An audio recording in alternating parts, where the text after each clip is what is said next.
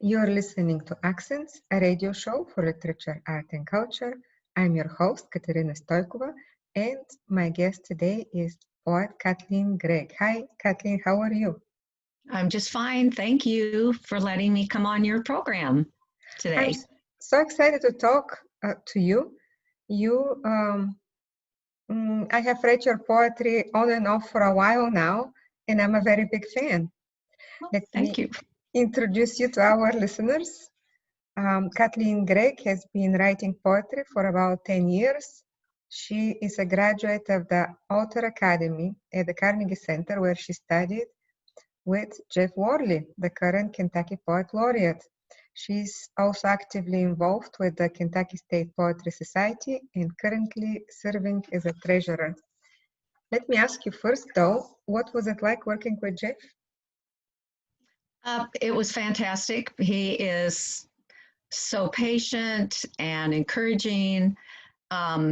He really taught me so much in that 1 year. We picked out a textbook that he used when he taught writing, and we just went through the whole book, each chapter, and I felt like I was getting a college education, in a short period of time, but it improved my poetry writing tremendously, and he was just funny and fun to be around. Yeah, It that's was, true too.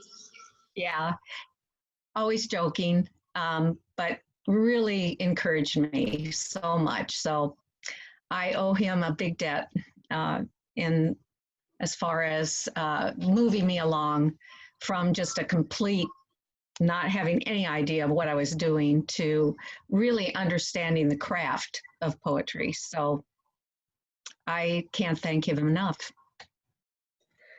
Well, thank you for sharing that experience. That's high endorsement. And Well, yeah, he deserves it. I'm sure he deserves it. he does completely.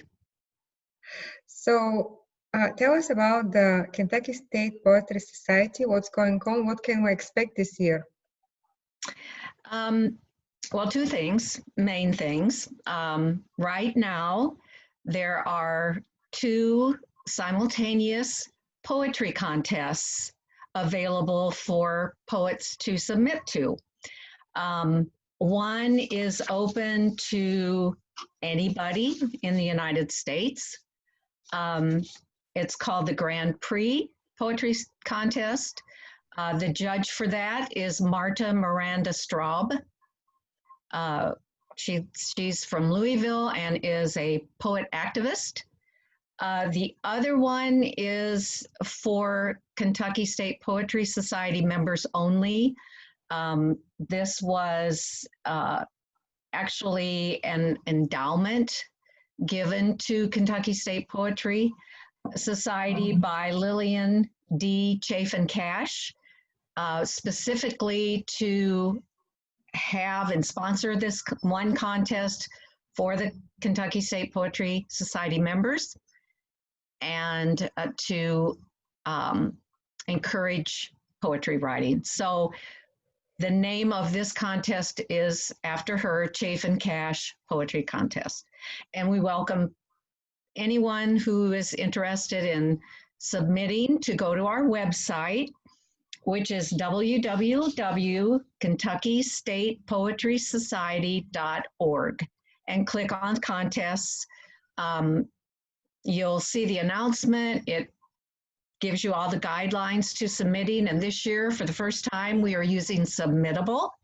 So if most poets who submit are very well acquainted with that, and you can submit directly from that announcement. So that's exciting. Oh, and I forgot to say, the judge for the Chafin Cash Poetry Contest is Richard Taylor, who everybody probably knows. He's one of our former poet laureates. So we feel like we have really outstanding judges, and that it will be competitive. So anyway, anybody interested, please just go to our website. All the information is there. And the other exciting thing coming up in October is our annual conference. And I don't know if people realize, but this will be the 54th annual conference. That's how long Kentucky State Poetry Society has been around. It was founded in 1966 by a group of avid poets who just thought Kentucky needed something like that, and mainly by Jesse Stewart, who was the Kentucky Poet Laureate in 1954.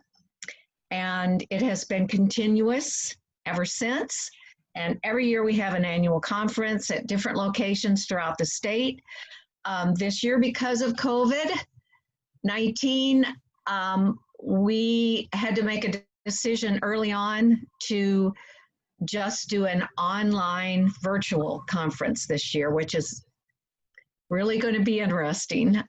Right now we are looking at different platforms, and especially Facebook webinar. Heard a lot of good things in our research about that venue. So we'll see, but we will definitely let people know. We have lined up Maurice Manning as our keynote speaker, which I'm really excited about. I'm a big fan of his. And we will be having 3 generative workshops conducted by Letha Kendrick, Carrie Gerald, and Joy Priest. So those should be wonderful. Plus we have a panel that will be a community opportunities panel. And Chris McCurry of Workhorse, you, Katerina of Accents Publishing will be on the panel, and Britton Shirley of Rivertown. I'm not real familiar with that, but we are hoping to get one more. So we pretty much have everything lined up. And also we present the winners of our poetry contest, which we also have a student contest every year as well. And they will be able to read their poetry if they choose to, the winning poems during the conference. And we just give them a big applause. So it's something to keep in mind. We will advertise it more as we get closer to the date. And last year's conference was fantastic. Everybody had a great time. We got very good feedback.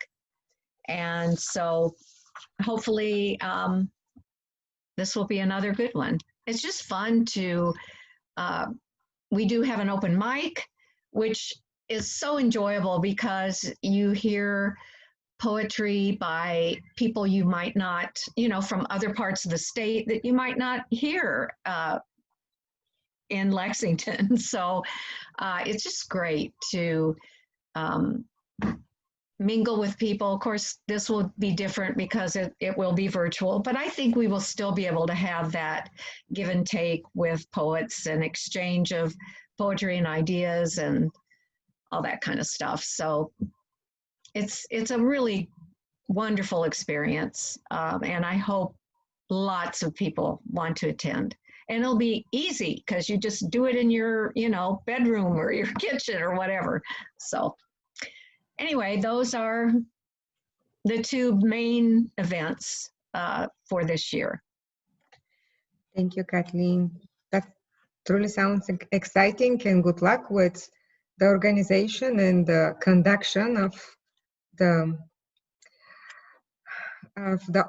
first ever. What is it? Did you say the 45th, the 54th or 55th? 54th, yes. Yeah. Hard to believe. 54th. Right. Yeah. So. Yeah, I wonder what Jesse Stewart would say about that.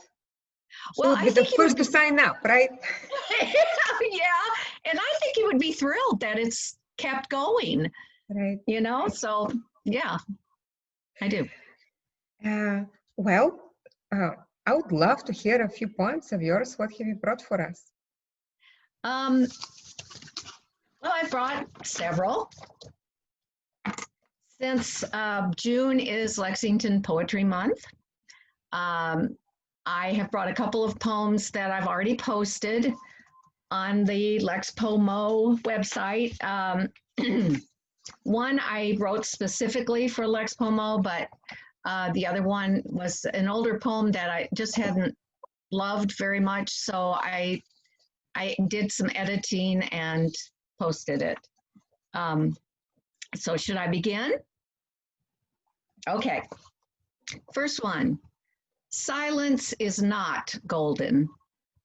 It is colorless, devoid of warmth or brilliance.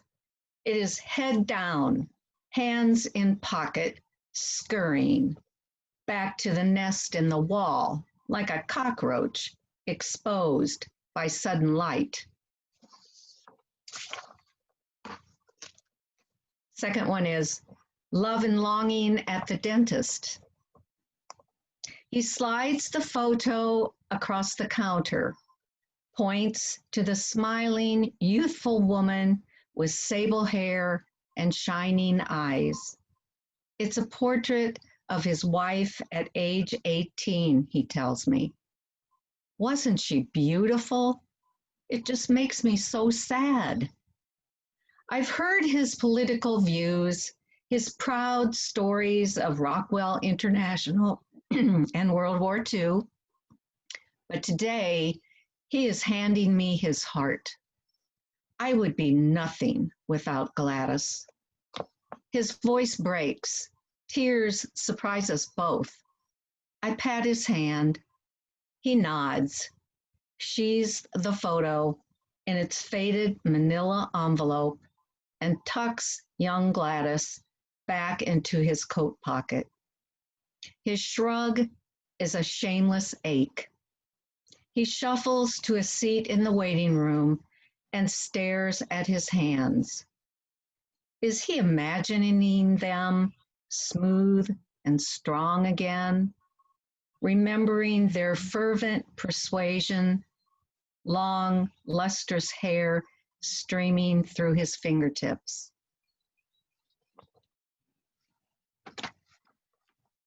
My father died when I was 14. It was sudden, like within a week.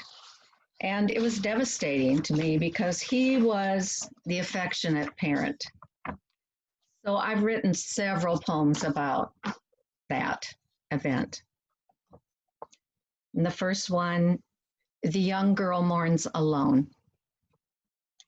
My dad's death slams into me like a sudden howling wind that rips my roots from the ground, severs my heart. The shadow of my mom sweeps across the wreckage and retreats. She won't look back. I can't see forward, can't claw my way upright. Sorrow leafs out, brown and crushing, like the silence in our house. I am the splintered limb nobody wants to lift up. My pillow accepts my tears. My closet gathers me close, rocks me. My dad slips into my dreams. I run to him. He scoops me up. That joy, that deliverance from grief. Awake, I am as much a ghost as he is. I keep waiting for him to walk in the door and call out, "Where's my little kit? And where am I?" Next one, fatherless. 1. Grief is a thick corona surrounding me, an energy that repels people. At school, eyes shift away. Smiles are tight-lipped, forced. At home, we are planets in separate orbit around Dad's death. Comfort skitters off, dodges my dark matter. My body is an underground river of want. Someone please touch me. 2. I will touch you, the boy's eyes promise. His slow graze up and down my body stirs a deep belly thrill, heats my face. The boy smiles, asks me out. No father to tell me no. 3, can the end of innocence be measured in miles? How long is the sneak from my house to his bed? Summer mornings, parents at work, my body slick with guilt. 4, I don't want to do this anymore. Finally, I say it. Search the boy's eyes for his professed love. Find lowered lids. You know this means we break up. Such easy dismissal ricochets through my heart, slaps me awake, shames me. The boy frowns, walks away, and his touch ends.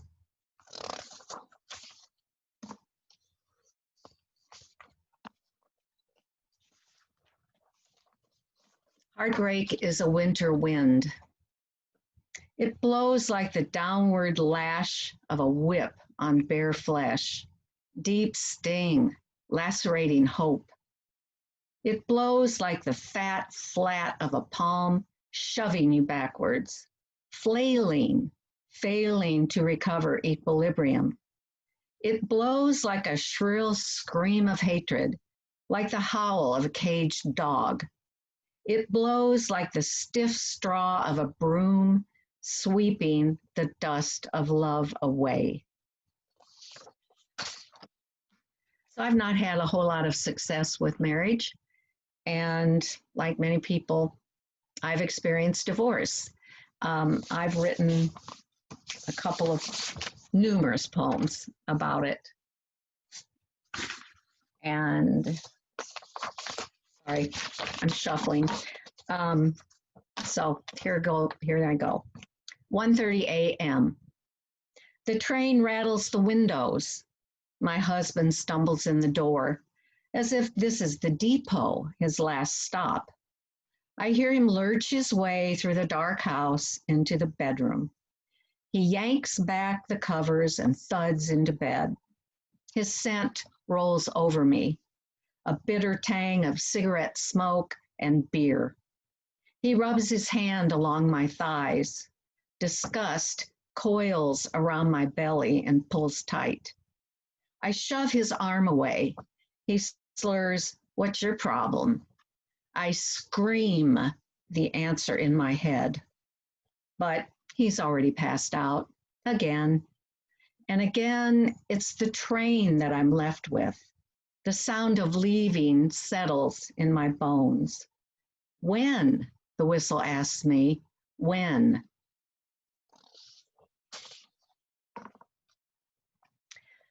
Sometimes freedom is a 93 Dodge Shadow. Boxy, khaki green, low-end model. Fully equipped with roll-down windows, with one of its keys permanently stuck in the ignition, and with 2 years left on the loan. I call it my consolation prize for losing at marriage. But damn, that Dodge is everything my ex-husband is not. When I unlock the driver's side door, I know I will be sliding into basic, snug comfort. My choice of radio station doesn't need to be justified or mean that another option isn't good enough. I'm never troubled by temperature ups and downs. My shadow always starts, always takes me where I want to go. Under the radar, the road reimagined. Food post-divorce. Peanut butter slathered on sliced apples, soda crackers on the side, fried egg sandwiches, boxed macaroni and cheese, various frozen dinners. My ex would call it junk food, not fit for dinner. We ate my home cooking for 21 years. Now, I read a book until my stomach rumbles a reminder to eat when and what I want. And by the way, I call it food I can afford. I'm vegetarian by necessity, except the few times I splurge after vivid carnivorous dreams on a succulent rotisserie chicken devoured over my kitchen sink, sans silverware, stuffing the juicy meat, the herb-crusted skin into my mouth, grease dripping down my chin. I pick every last morsel of meat off the bone, recycle into chicken noodle soup. Several nights a week, 15-minute break, payday candy bar, gulp down. Peanuts equal protein. Second job equals paid phone bill, gas money, freedom. I call it food I can't afford to do without.